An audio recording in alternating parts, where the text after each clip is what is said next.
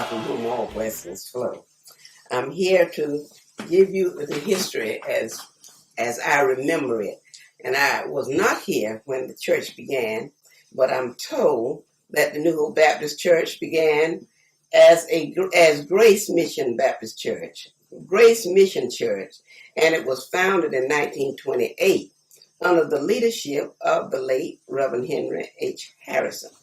Reverend Harrison was married and his first wife died. I don't remember that part, but I do remember his second wife, Sister Elizabeth Harrison, and the two of them worked diligently together. And New Hope began in a private home at 579 Jackson Avenue. When the church began, there were very few in number, and times was hard, and the church had it tough. Many times the church was tempted to quit. So one night the church members met to shake hands and call it quits. And it was at that time that Sister Thomasina Dixon stood up and said, let's not quit. Let's put new hope in our hearts and put new hope in our minds, and let's carry on for the Lord. Then Reverend Harrison stood up and said, that's a good idea. Let's rename our church and let us call it New Hope. And that's where the name began, at the New Hope Missionary Baptist Church. They found a place on E Avenue, which was another house, and they moved to 31 E Avenue. And there we worshiped there for a while. There were very, very few in number. And I can remember hearing Reverend Deacon McFadden say that sometime there were such a few people until he would go out to prayer service on Thursday night, and there would be nobody there but himself. And he would have his prayer service and pray for the church and pray for the members. And then he would lift the offering. He would take the money out of one of his pockets, put it on the table, and pray over the money, and take it up, put it in another pocket, and take it to church that Sunday and turn it in on Sunday morning. And so, therefore, we worshiped there, and little by little, people came in. And finally, they came to about 75 people. And Reverend William J.N. Williams was the assistant pastor. He assisted Reverend Harrison. And after a while, they decided that they were going to try to get a larger place. And they purchased the church building on 131 Union Street from the Salem Baptist Church. And I remember when we marched from 31 E Avenue to 131 Union Street. And when we got to Union Street, there was a lot of physical work that needed to be done to the church building. And Reverend Dupree, being not a pastor, not a preacher at that point, he was a chairman of the trustee board. So him and a few of the men members got together. They had a mind to work. And there was an old pipe organ in the church. So they took the old organ out because it was no good, but just taking up space. And they took that organ out to make a larger choir stand. They made a big choir stand for the church. And then downstairs, there was a lot of work needed to be done. They enlarged the bathroom, enlarged the kitchen, and they put custom cabinets on the wall in the kitchen, up and down, enlarged bathroom. And also they made a pastor study and a room for the choir, a choir room.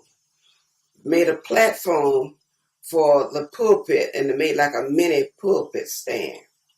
And as years passed on, they finally put in new windows and air conditions in the windows.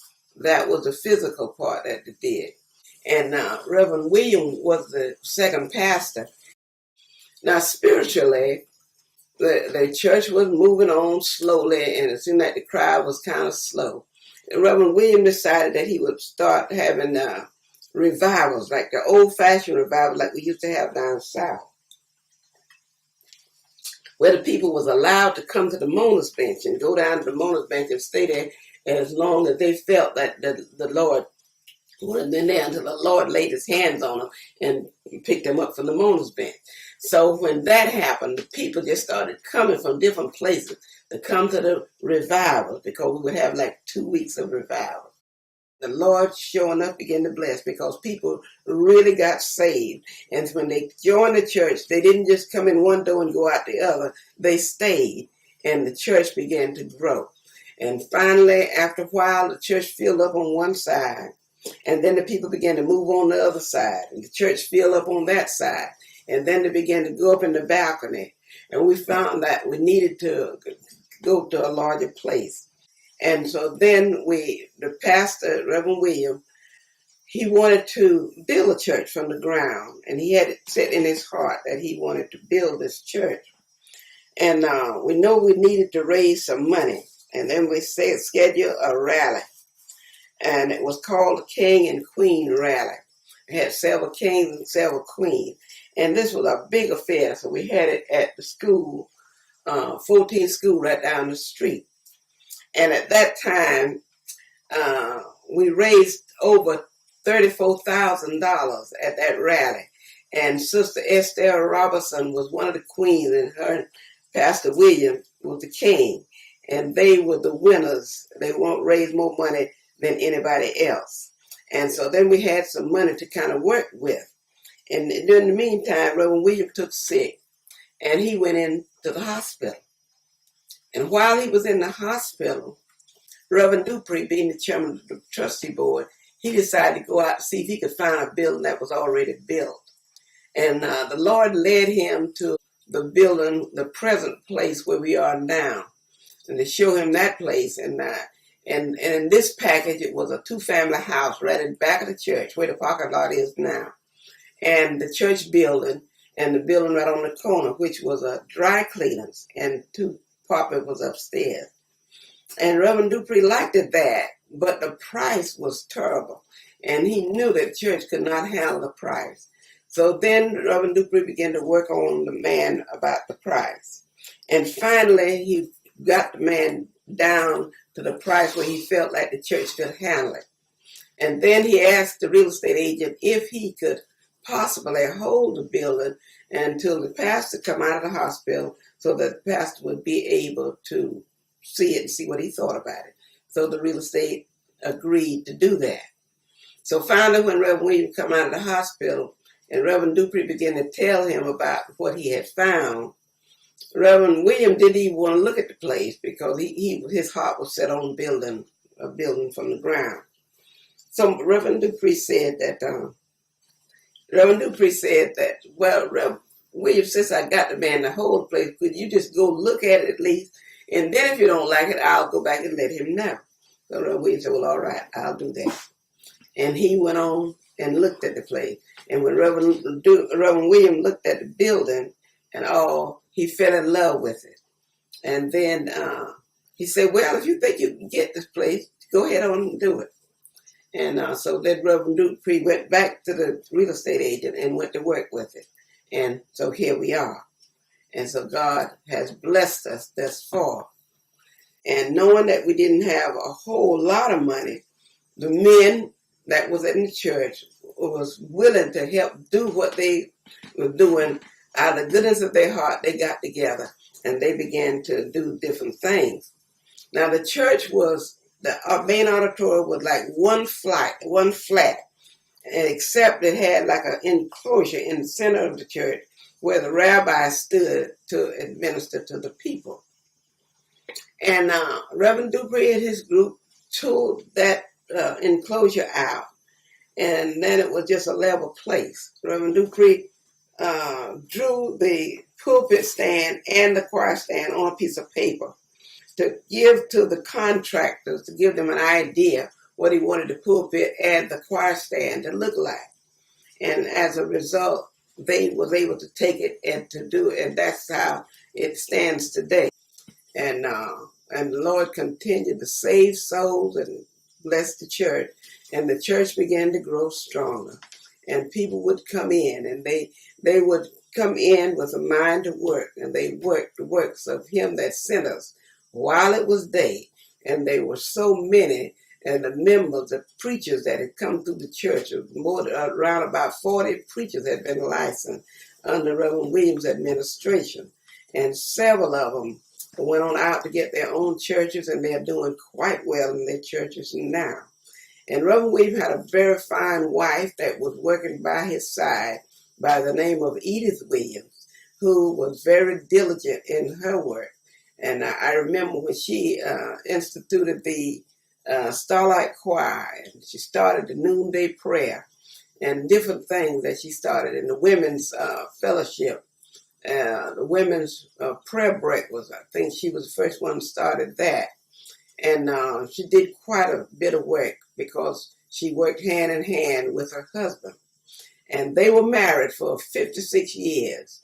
And the Lord saw fit to take her home, and she died suddenly. And shortly after that, Reverend William met and married another lady by the name of Doris Estelle Williams, who was very faithful. And she came in and worked very faithfully along with Reverend William. And as time passed on, the church began to continue to grow, and the spirit was continually high. And by, Reverend William began to get older, and his health began to fail. And so then he found that it was necessary for him to retire.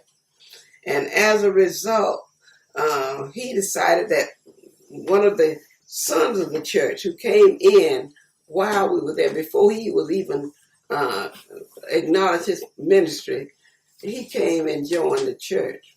And he worked very faithfully, and he was the director of Christian education, and he was the first church administrator.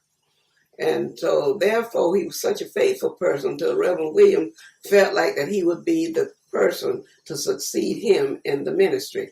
So he recommended this young man by the name of Reverend Alonzo Perry as the preacher that would, the pastor that would succeed him. And he recommended him to the church, and the church accepted him as Reverend William had recommended him, and they hired him as the fourth pastor of the New Hope Baptist Church.